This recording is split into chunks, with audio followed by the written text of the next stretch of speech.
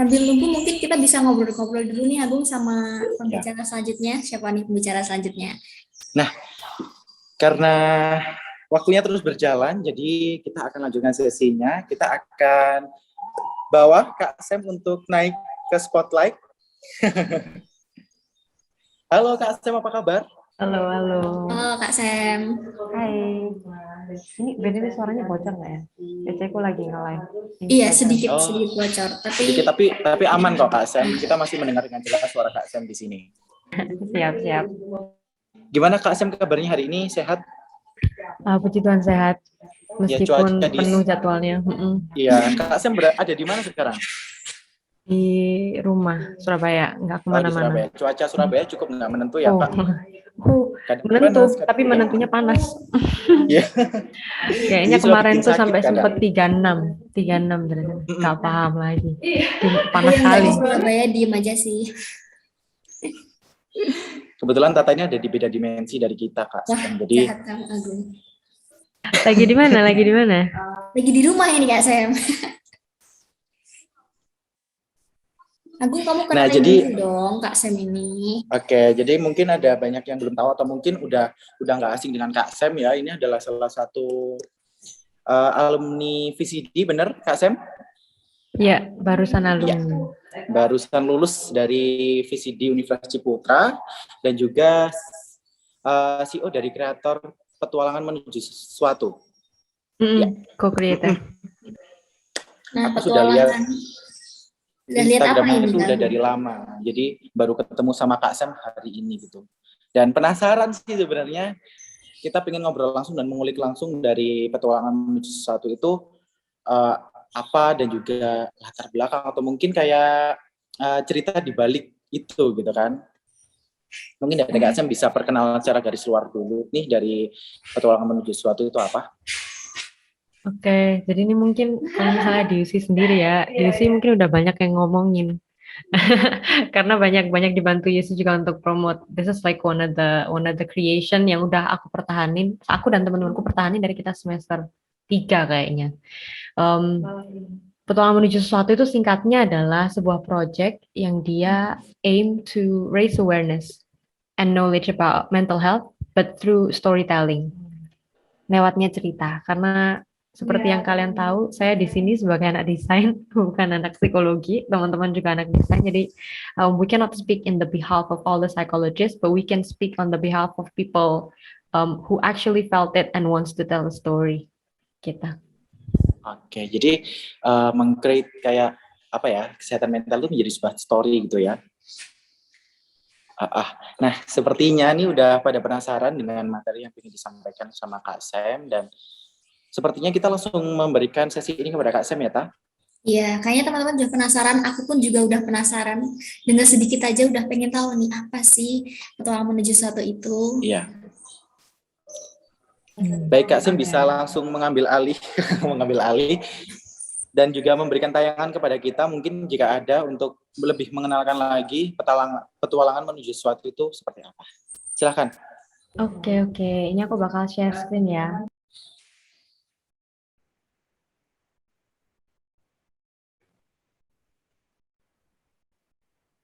Oke, bisa kelihatan semua nggak layarku? Kelihatan, Kak Sam, udah kelihatan. Jadi sebenarnya aku dipanggil ke sini sebenarnya intinya bukan menceritakan petualangan menuju sesuatu sih. Sebenarnya aku di sini lebih banyak cerita soal project finalku. Karena kan kita di sini untuk seminar IP ya. Jadi maksudnya sama-sama belajar gimana sih mengembangkan intellectual property. Sama-sama belajar sama aku maksudnya. Bukan aku di sini untuk yang jadi yang paling pro gitu. Actually, I wanted to introduce myself. Hai semuanya, aku Samantha, alumni dari VCD-UC, barusan aja lulus. Jadi alumni berapa itu? Alumni 2021 mungkin ya ngomongnya. Today I'm going to be sharing to you a little story. Tapi ini ya, aku kalau misalnya sedikit behind the story, aku ini udah bikin skrip kan. Aku tuh bikin skrip dari awal sampai akhir. Nah, aku kira ini sasaran ini sebenarnya untuk kayak orang-orang tua gitu loh yang mau datang ke VCD, tapi ternyata buat teman-teman ini. Jadi di sini tuh skripku banyak tulisan saya, nanti aku ganti. Tak ganti aku, biar lebih nggak terlalu kaku. Oke.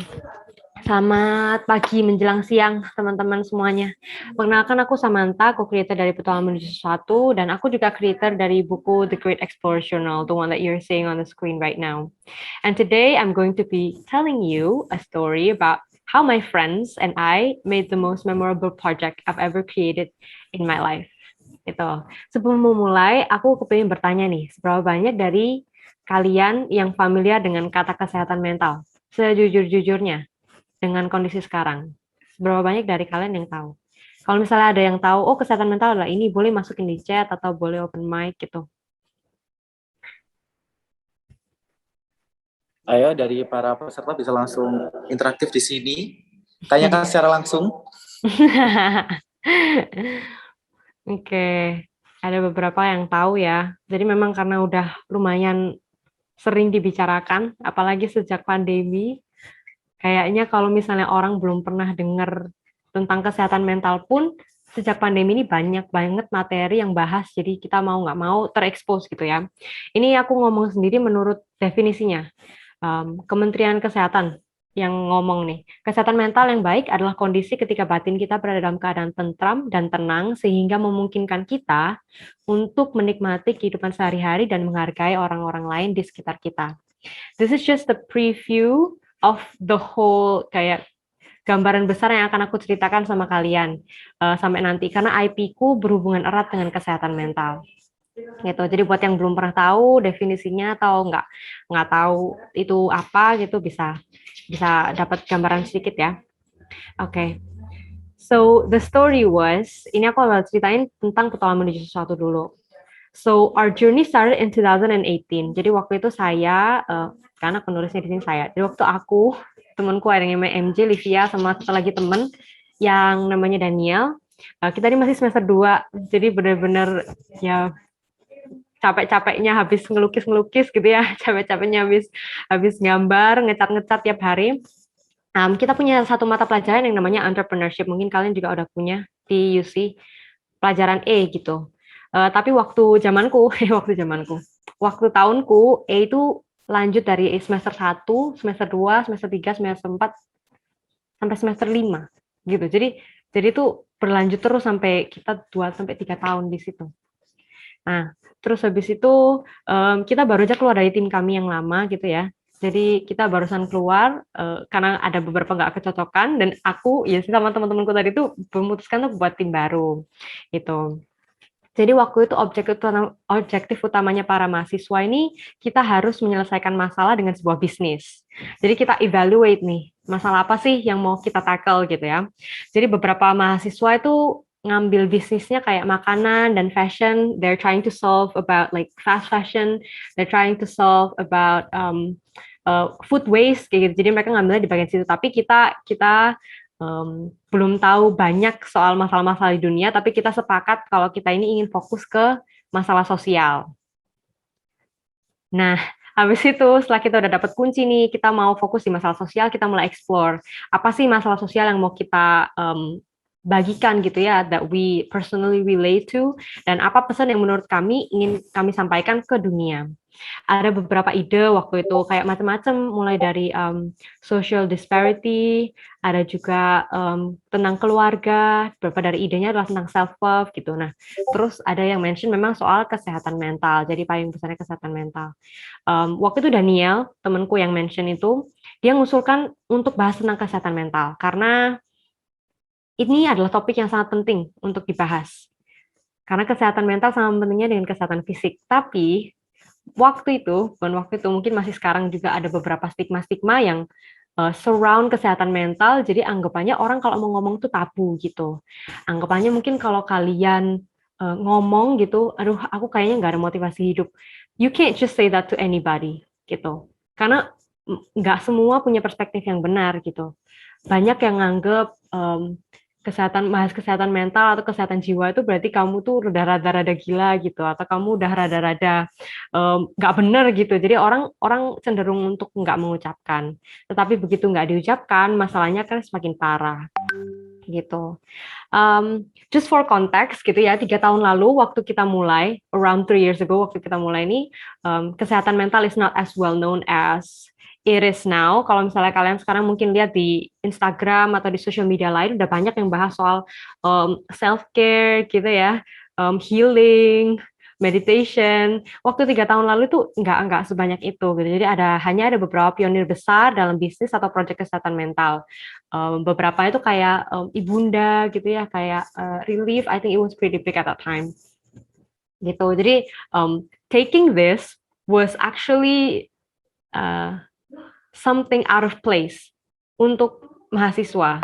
Bahkan untuk aku pun itu sesuatu yang out of place untuk aku bisa tiba-tiba belok ke topik ini gitu. I'm not the most educated person about this. Jadi aku kira sebenarnya waktu 3 tahun lalu diceritain tuh bahwa those stuffs are just in the movies. Kayak aku belum pernah seumur hidupku dengar cerita tentang orang yang nggak mau hidup lagi. Aku belum pernah. Until those 3 years ago. Gitu. Jadi aku waktu diceritain sama temenku tuh, that makes me very sad because ternyata gangguan mental tuh very very close to us.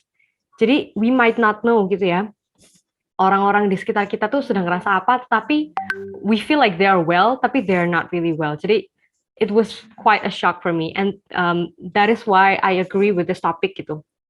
I personally want to share about this topic.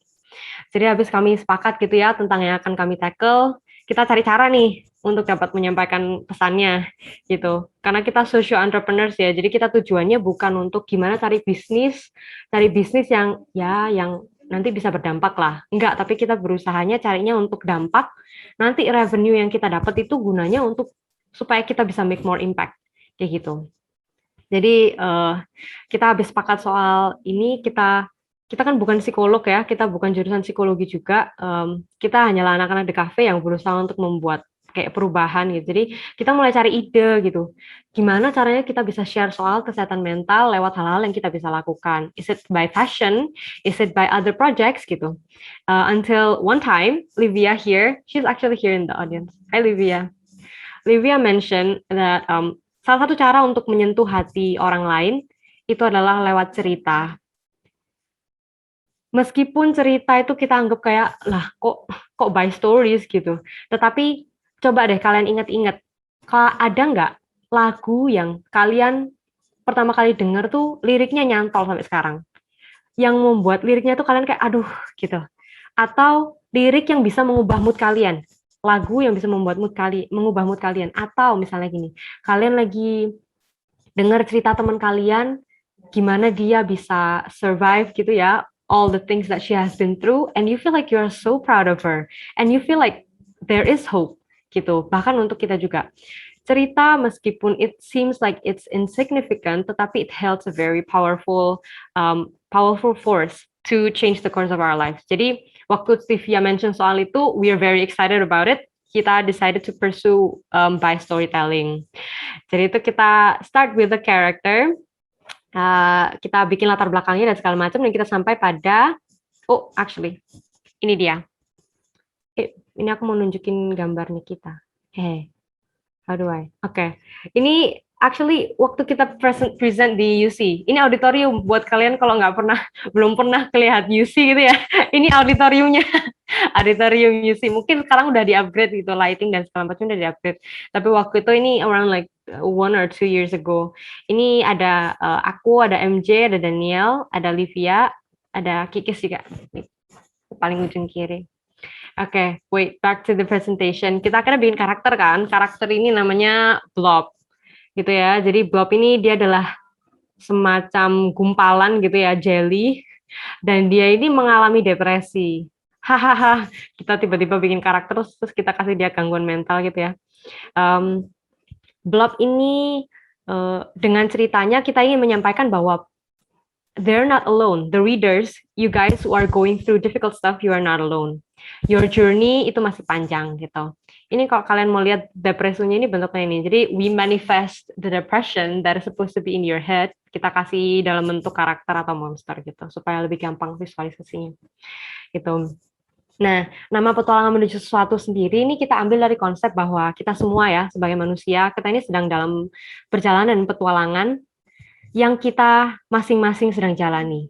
Kayak I may not know what's happening in your life, you may not know what's happening in my life in great details gitu. Tapi aku tahu kamu juga sedang berjuang dan kamu kalau ngelihat aku juga aku harapnya kamu paham bahwa aku sedang berjuang dengan caraku gitu. Kita ini nggak diciptakan sebagai robot yang takdirnya adalah untuk menjalani satu pattern ya, jalan yang sama. Mungkin kalau kalian sering dengar, ya habis sekolah kalian harus cepat dapat kerja, habis cepat dapat kerja kalian harus juga dapat pasangan hidup yang cocok, yang baik, habis itu kalian harus sudah bisa ngumpulin uang segini, habis itu kalian udah bisa achieve ini dan itu. Like, people would say that it's all like pattern, semua yang harus kalian ikuti, gitu. Tetapi, we are trying to tell you that it's okay to not be pressured by it, gitu. Dalam hidup pun kita memiliki ujung atau tujuan yang berbeda-beda.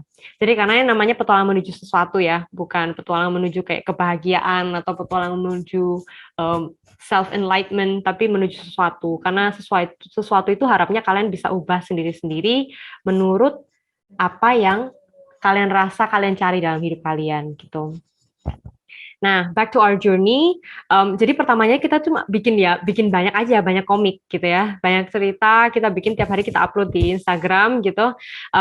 And this is also one of the key parts that I think is important buat setiap dari kalian yang sedang memulai bisnis IP gitu. Ajak banyak-banyak organisasi atau komunitas untuk kolaborasi.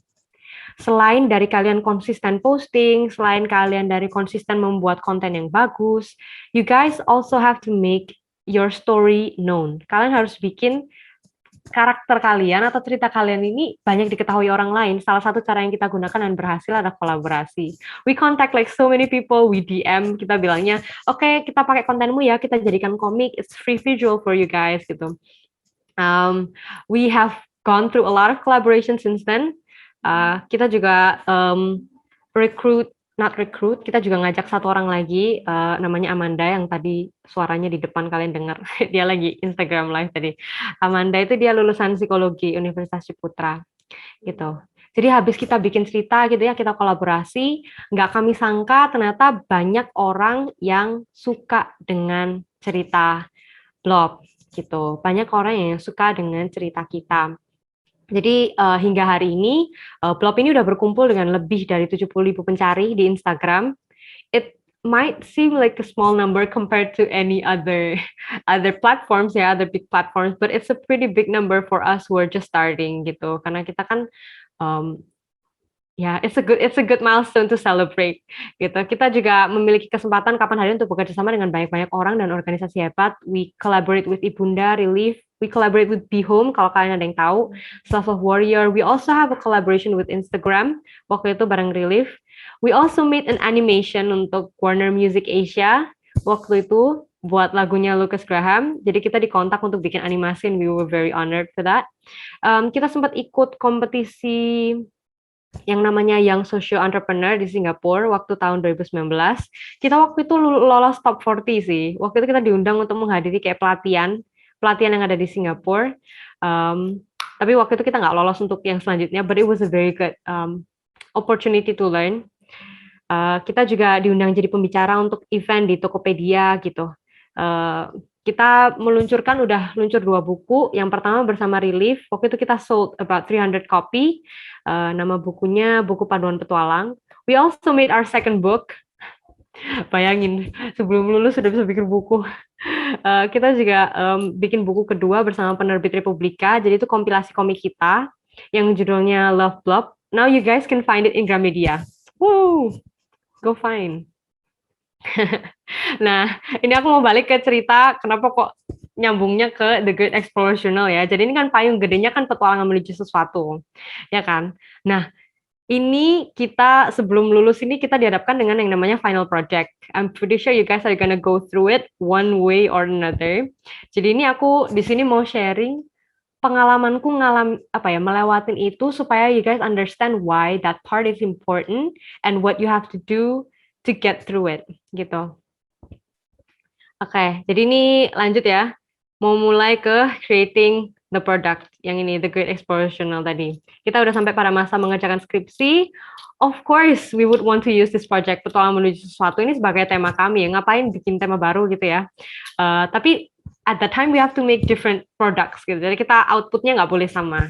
Jadi kita kan udah 3 orang di The Cafe, jadi kalau udah pakai nama yang sama, pakai objek yang sama, kayaknya kok nggak ini. Akhirnya kita memutuskan untuk ngambil konsep dan mental health tetap dari blog, tapi kita menekuni topik yang berbeda masing-masing menurut yang ingin kami dalami. Jadi MJ waktu itu fokus sama hubungan ibu anak, jadi she made a journal to mempererat hubungannya. Livia focus on the product that can menyatukan antar teman gitu. Nanti Livia bakal jelasin sendiri di presentasinya. She make like very awesome game. And then there's me gitu. Aku ini selalu tertarik dalam yang namanya perkembangan anak. Bukan kepingin cepet-cepet jadi ibu guys, bukan. Cuma aku tertarik gimana kayak kita tuh bisa mendidik anak itu untuk tumbuh dengan sehat dan ideal gitu. Sehingga itu yang aku fokusin untuk produk final projectku, yaitu pengenalan kesehatan mental pada usia dini. Nah, konsep kesehatan mental sendiri kan sangat luas ya, sehingga untuk menyampaikannya secara efektif, aku harus pilih topik yang spesifik. Jadi kalau kalian udah nemu topik besar yang kalian mau tackle gitu, kalian harus choose a more specific one, apalagi kalau kalian targetnya ke anak-anak gitu, atau orang-orang yang perlu explanation yang lebih thorough untuk mereka mengerti. Contohnya misalnya kalian mau cater produk kalian ke orang yang disabled gitu, atau orang yang memiliki kesulitan dalam belajar gitu. Kalian harus benar-benar dari awal kalian align siapa target market kalian, supaya nanti terakhirnya kalian bisa trace back lagi sebenarnya produk kalian ini sudah sukses nggak sih dalam menyelesaikan masalah mereka, kayak gitu. Jadi for this one I did a lot of research. I don't really like research gitu, tapi kalian waktu final product harus banyak-banyak baca-baca jurnal, beneran baca jurnal guys. Jadi kalian download terus kalian harus cite gitu. Habis itu akhirnya through so many journals, I focus on namanya regulasi emosi.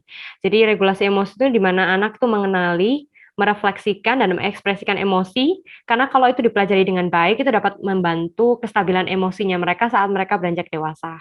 Gitu. Itu nyambungnya sama mental health. Nah, habis itu step selanjutnya adalah kita belajar untuk menganalisa target marketnya. Jadi nggak cuma asal ambil target marketku ini gitu. Langsung aja aku tulis apa yang aku tahu soal dia. No, but you have to actually do research about them. Jadi ini aku research ke anak-anaknya gitu ya, targetnya aku mau 7-9 tahun. Ini adalah masa-masa di mana anak-anak belajar mengenali emosi mereka. They also like to explore, get new experiences through the experiments. Mereka juga banyak melakukan suka game-game yang strategic kayak gitu. Jadi ini I did this through books, psychology books. Jadi sekalian aku belajar, aku tulis di sini kira-kira mereka behave seperti apa, kayak gitu.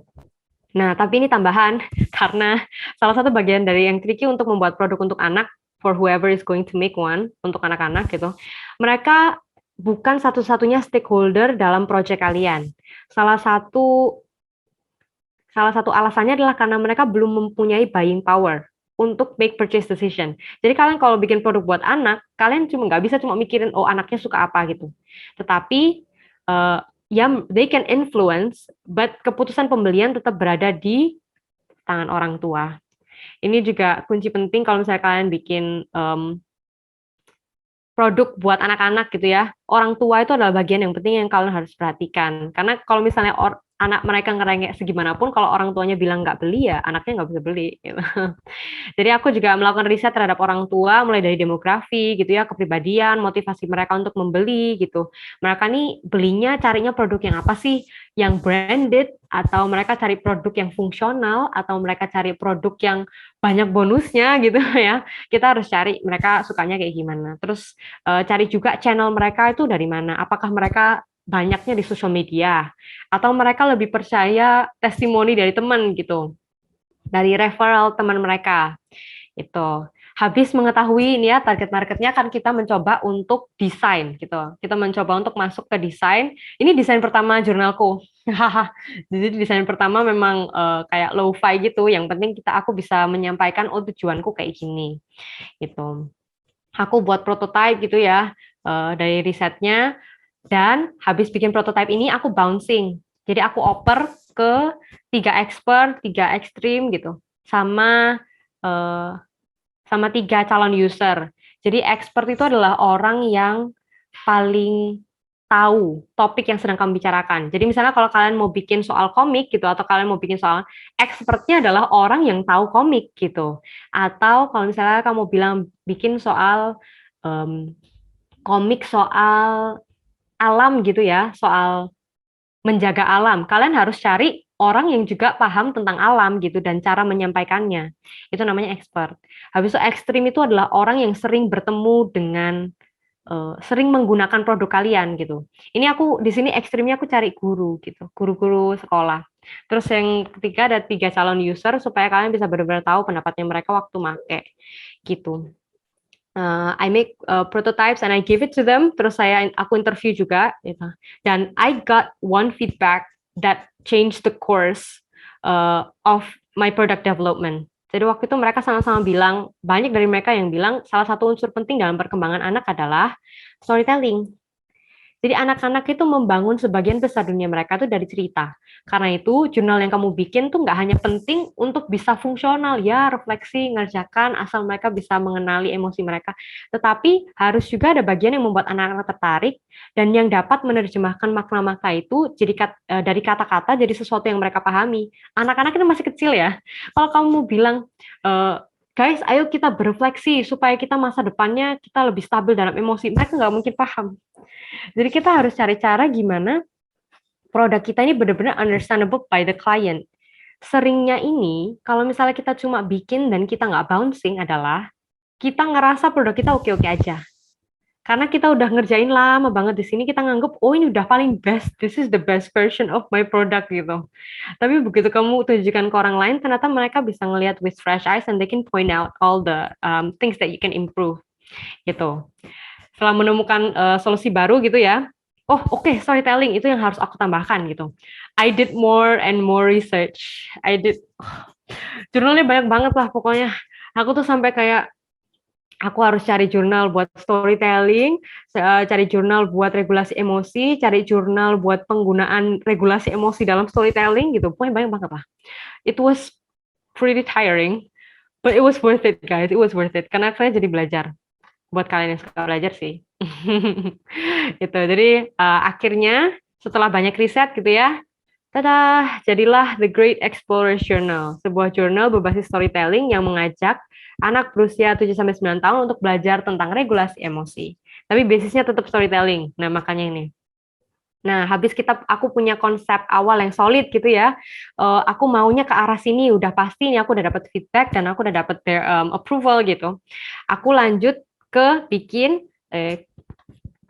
mood board gitu. Jadi aku mengumpulkan setiap elemen dan vibe visual yang saya inginkan dalam produk saya. Karena ujung-ujungnya it's not only about menyelesaikan masalah, tetapi your design have to solve the problem. Kalau misalnya kalian bikin bisnis gitu ya, tapi karena kalian fokusnya adalah di the cafe, kalian harus tahu gimana caranya. Bahkan setiap post Instagram pun itu harus bisa menyampaikan makna supaya bisa solve the problem gitu. Jadi the design itself speaks. Makanya itu kumpulin mood board sangat-sangat penting. Habis kumpulin mood board gitu ya, bikin segala macam. Lanjutnya bikin konsep perancangan dari logo, karakter, ini biasa ya. Kalian sudah, kalau orang-orang desain udah pada tahu. Kalau anak-anak ilkom mungkin di bagian komunikasinya gitu.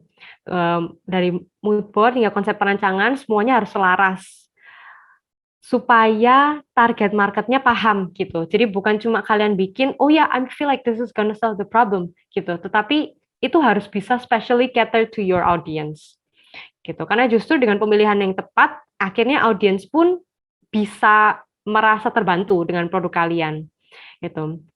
Akhirnya jadilah jurnal ini. Cacang, Biko mau main video bisa nggak ya? Nah, oke. The video is gonna play while I talk. Oke, jadi ini preview beberapa dari halaman-halaman desainku, sangat-sangat upgrade ya dari desain yang pertama. Jadi ini banyak space untuk mereka isi, nanti mereka bisa tulis-tulis atau gambar-gambar gitu. Ada juga area-area untuk tempel-tempel stiker. Em, ada juga a lot of other pages yang isinya cerita dari awal sampai akhir gimana Blob ini ngajak anak-anak untuk berpetualang. Kayak gitu. Oke, nah udah selesai videonya. Produkku sendiri ini terdiri dari beberapa bagian. Jadi habis ngomongin soal jurnal, oh that's not the only standalone product that can solve the problem. Harus diisi dengan beberapa produk lainnya yang dapat membantu environment belajar anak-anak. Jadi selain dari jurnal gitu ya. By the way, kalau kalian mau lihat versi digital the journal, kalian bisa scan the barcode on the presentation screen. Itu nanti kalian bisa nge-flip the book and you guys can read what's on the inside. Ya. Jurnalnya ini konsepnya anak-anak diajak untuk melakukan misi gitu bersama Blob. Mereka akan menganalisa makhluk-makhluk yang merepresentasikan emosi kayak gitu. Nanti habis mereka deskripsikan, mereka juga belajar caranya menghadapi makhluk tersebut. Contohnya kemarahan, contohnya kekecewaan. Kalau misalnya di usia segini kita nggak belajar caranya itu, waktu gede kita juga will not know how to face it. How would you deal with your disappointment? Apakah harusnya kamu tumpuk gitu ya supaya nggak kerasa kecewa? Gimana caranya deal with sadness? Is it something that you have to dismiss? Apakah itu sesuatu yang harus kalian tutup gitu ya, harus selalu bahagia gitu?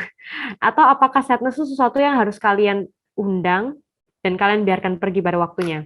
Nah itu aku berharapnya anak-anak belajar melalui cerita ini, yaitu. Nah, produk pelengkap dari jurnal ini aku juga bikin guidebook waktu itu, makanya lumayan banyak outputnya. Aku bikin guidebook untuk edukator. I didn't say parents because at first this product was meant to be distributed at school. Jadi rencananya waktu di sekolah gitu ya, di sekolah bisa sharing sama guru ini bisa punya sesi sama anak-anak untuk kerjakan jurnalnya bareng, kayak gitu. Jadi makanya aku bilangnya educators.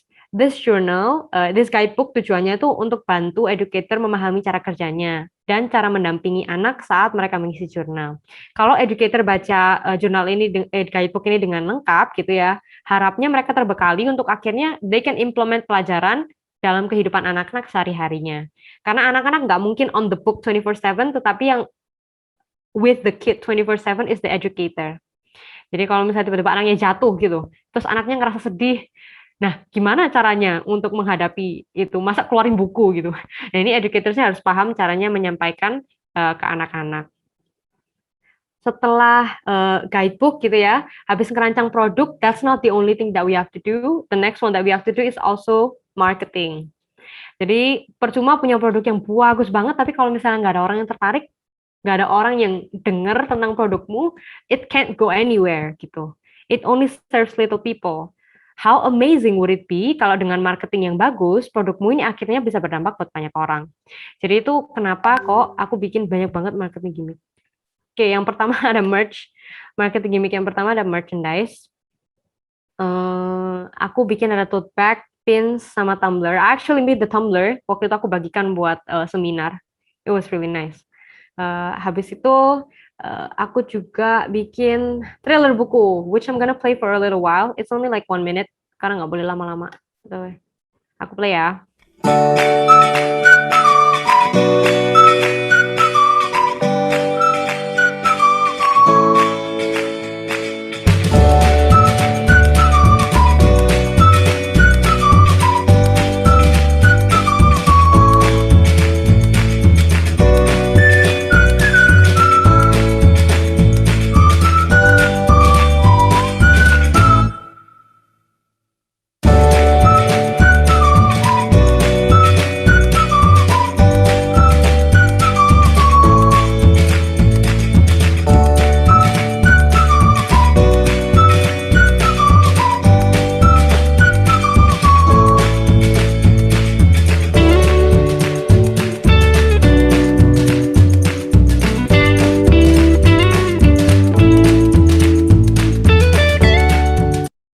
Iya, kurang lebih itu. Jadi trailernya ini rencananya memang bakal di-share ke orang tua gitu ya, supaya mereka dan anaknya tertarik untuk membeli.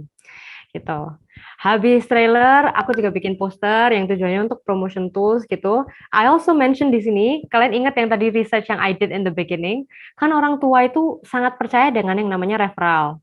Mereka nggak percaya kalau misalnya kalian cuma bilang, oh 3-in-1 product will solve all your problems. They don't believe it.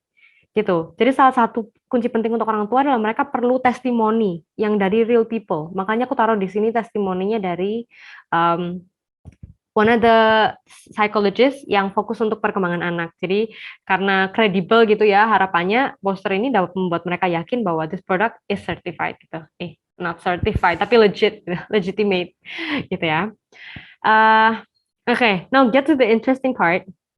I go and test the product. Jadi the actual product, I printed it out, terus aku bagikan untuk dicobai bener-bener ke anak-anak. It was expensive, guys. It was expensive. Jadi kalau kalian udah mau final product, siapin duit gitu. Soalnya ini printing-printing dan segala macam pasti mahal.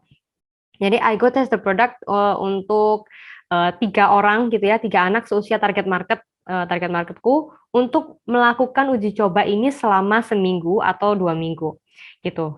Dan melalui itu banyak banget feedback yang aku dapat.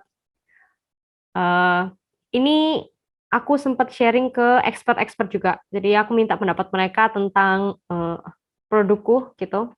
Waktu itu udah mulai pandemi, udah masuk pandemi kan. Jadi banyak yang nggak mau ketemuan, makanya semuanya virtual gitu.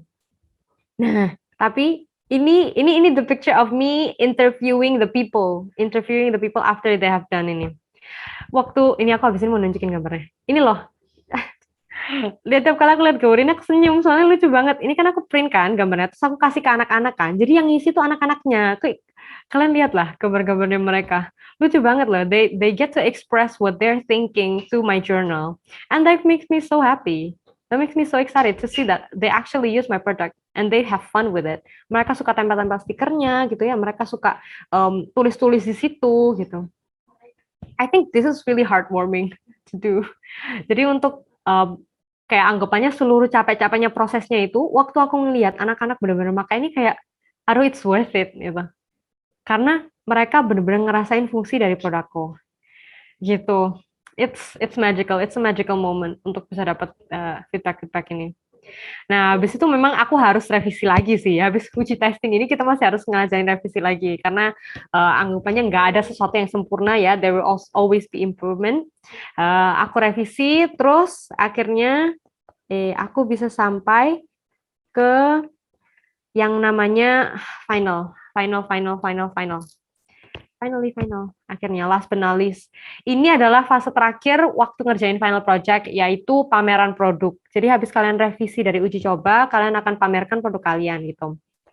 This is the last sprint of the final project journey. Aku bikin seminar sama psikolog anak waktu itu tentang belajar emosi bersama anak. It was pretty nice. The people are active gitu. Mereka banyak yang tanya. Di sini juga aku bagiin merchandise-ku di sini, tumbler. It was awesome. Waktu itu difasilitasi sama VCD juga. Terima kasih VCD. Gitu. Terus aku di sini product placement di acara ini nggak cuma ada seminar, tapi aku juga sharing. Oh, ini jurnalku ini salah satu solusi loh untuk belajar emosi bersama anak kayak gitu. And this is the final digital booth where I show my project. This was open for public to see. Jadi ini kayak interactive booth gitu. Kalian bisa ngelihat poster-posternya kayak gitu. Kalian bisa ngelihat videonya gitu. Oke. Jadi dalam proses membuat karya berupa IP sendiri gitu ya. Aku dan teman-temanku tuh bukan yang paling pro gitu. Dan kita juga masih banyak perjalanan yang harus kita lewati untuk kita bisa benar-benar go through the IP industry gitu. Tetapi we've been through the struggles. Untuk membuat IP sendiri itu kita udah ngelewatin struggle sih. Sampai sekarang kita pun masih mengalami struggle-nya itu. Dan pada akhirnya, this is what I learned about being in di industri di mana yang kamu jual bukanlah produk gitu ya, tapi yang kamu jual adalah karakter dan ceritamu. It's not about how fast you get there, tetapi it's about how warm it is to see other people being affected by what you create. Gitu. Oke, sekian dari saya. Saya udah ngoceh lumayan lama. Thank you. Wah, keren banget sih, jujur. Okay. Aku aja dengernya sampai wow banget. Terinspirasi banget ya, Agung. Iya. Tapi apa yang jadi penasaran buat aku tuh mungkin tadi udah diulas sedikit sama Kak Sam ya. Cuman aku mau nanya kembali nih. Kira-kira blog itu tadi tuh dari mana ya Kak Sam? Maksudnya kok terjadi atau misal dijadiin satu tokoh dalam Si jurnal tadi jelinya gitu. itu ya. Kenapa kok milih jelly? Kenapa nggak milih icon hewan atau mungkin hal lain gitu? Kenapa harus jelly yang di? Mau jawaban serius atau mau jawaban yang komersil? Serius plus komersil aja Kak. Boleh Dua-duanya dua-duanya. bisa. Atau jangan-jangan jelly ini hadir karena itu apa ketidaksengajaan? Oke. Jadi sebenarnya ceritanya kalau misalnya kita selalu bilang di acara yang formal gitu ya, kita merepresentasikan dengan jelly itu karena jelly itu bentuknya kan kenyal ya.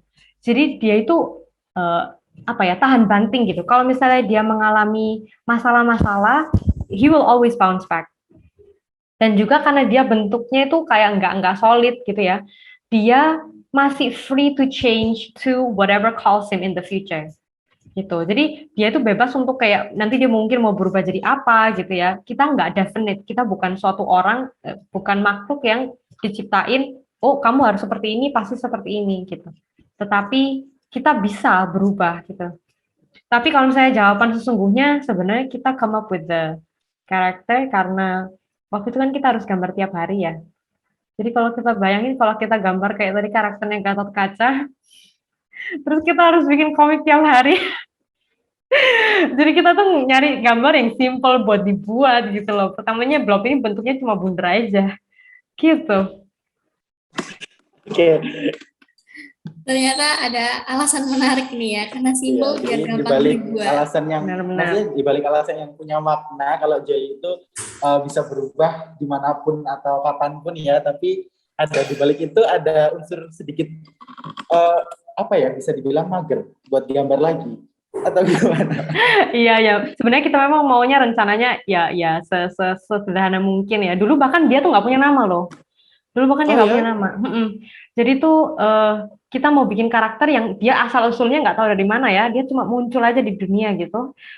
Dia bentuknya nggak jelas. Dia itu barang apa, dibuat dari apa, bahannya nggak tahu. Nggak ada namanya. Tapi kemudian orang-orang mulai tanya, Kak itu apa? Jelly ya? Kak ini namanya siapa? And then we realize that name is important supaya mereka bisa familiar.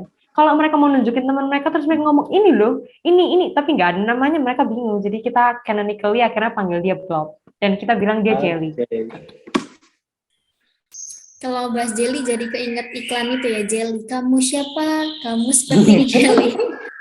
Dan itu juga iklan anak-anak ya, jadi relate. Dan memang mungkin dari tadi juga pas gitu untuk ke anak-anak ya. Kalau Jelly kan memang dekat sama mereka, penuh dengan warna, terus juga fluffy gitu kan, mereka pasti suka dengan hal itu gitu. Nah, ini aku membuka pertanyaan untuk teman-teman semua yang mau bertanya, silahkan langsung drop di kolom chat atau mau raise hand. Kalau nggak gitu langsung unmute saja, langsung ngomong. Kita akan buka sesi ini hingga 12.30 ya Tata. Ya benar banget, itu Pak Hutomo aja sampai keinget slime karena si blob itu. Terus aku juga yang menarik itu adalah virtual booth yang tadi yang sudah dijelaskan sama Kak Sam itu, proses pembuatannya itu Kak Sam belajar dulu atau mungkin butuh berapa lama, itu kan persiapan luar biasa ya, misalnya dari poster, dari promosi dari poster, virtual booth sampai digital booknya gitu, itu memakan waktu berapa lama? Lumayan panjang sih, waktu itu prosesnya dari pembuatan pameran booth sendiri tuh kayak 1 bulan mungkin, 1 bulan atau waktu itu mepet ya malah ya. Waktu itu memang lagi masa-masanya ribut pandemi kan, jadi kita nggak tahu ini kita harusnya dalam fase apa gitu. I think it was pretty hectic. Semua di angkatanku waktu itu yang lagi bikin pameran ini sesibuk-sibuknya. Yaitu. Tapi untuk pembuatan pamerannya sendiri itu kan 3D ya, kan kamu bisa jalan-jalan gitu. Tapi itu banyak dibantu sama dosen. Terima kasih, salah satunya Pak Hutomo di sini. Terima kasih Pak Hutomo. Jadi itu kayak kita dikasih template, nanti kita desain gitu. Terus sama mereka nanti mereka yang jadikan 3D. Gitu. Oke, nah sekarang aku mau tanya ke desain sih, lebih ke desainnya. Kayak ini kan ngambil color palette-nya kayak orange, terus juga warna-warna yang seperti itu gitu, yang ada yang warna apa ya, aku nyebutnya, aku takut salah. Ada warna gitu, terus ada kayak apa daun-daun gitu, kayak itu tuh maksudnya apa sih Kak? Maksudnya tujuan atau ada makna tersendiri dari itu di balik warna itu? Balik lagi mau jawaban mau jawaban serius komersil atau mau jawaban sesungguhnya? Dua-duanya aja. Kalau misalnya jawaban komersilnya biasanya kalau kita ditanya kenapa kok warnanya kok oranye gitu ya, dominannya oranye biru gitu. Kita milih warna oranye memang karena oranye itu actually represents energy. Jadi it's an exciting color. Makanya itu dikasihin ke blob gitu karena dia kan tujuan utamanya dia adalah berpetualang. Kita membuat petualangan dia ini menarik gitu. Kayak dia itu bersemangat berpetualang. Nah, Toscanya itu adalah warna I forgot the theory. Tapi maksudnya itu warna kebalikannya gitu. Jadi itu bisa complement, bukan? Dia bisa support warna oranye untuk pop out. Tapi kalau jawaban sesungguhnya sebenarnya waktu awal milih itu kita sebenarnya ngelihat warnanya menarik karena kita carinya di Pinterest. Terus ngeliat kok bagus ya gitu, kita setuju akhirnya pakai itu, gitu. Tapi memang pas pertama kali aku lihat gitu, dari desain, dari warna, terus ada lobster tadi kayak lebih deket sama anak-anak gitu memang. Dan memang penggunaan warna orange-nya kan lebih dominan. Itu mungkin lebih membuat anak-anak jadi kayak tertarik gitu mau lihat. Setuju aku sama. Orange-nya tuh kayak orange agak warm, jadi kayak hangat gitu loh kalau dilihat. Iya, jadi ada kayak kesan kesan peluknya gitu mau dari buku ya kan. Anak-anaknya kayak di hug gitu. Iya. Nah, kita masih buka sesi pertanyaan lagi. Kalau enggak nih aku habiskan semua nih pertanyaannya ya buat Kak Sam. Gas aja lah Agung, kamu tanya terus, aku tahu di kepala kamu tuh banyak pertanyaan. Karena jujur aku juga interested banget sih tadi dengernya, kok bisa. Iya, karena aku tuh sebenarnya Kak Sam, aku tuh anak Ilkom, cuman emang tertarik gitu sama desain, terus digital drawing kayak gitu. Oh, awesome. Kamu juga gambar juga? Iya. Oh, sukanya gambar apa? Sukanya gambar apapun yang saya pengen gambar sih. Mungkin kalau sama Kak Sam juga jauh ya. Di sini aku juga bukan yang paling jago gambar. Tapi penting cari tim itu, karena di sini yang lain bisa support untuk yang bagian aku kurang. Aku kalau, contohnya nih, kalau aku drafting gitu ya, itu susah banget aku. Kayak bikin gimana storyboard yang kece, storyboard yang menarik. Nah, tapi kalau aku kurang di bagian situ, Livia ini membantu kita di bagian situ. Jadi dia karena pintar dalam storytellingnya, she helps us in that department. Aku yang jagonya outline, aku kerjanya ngomong.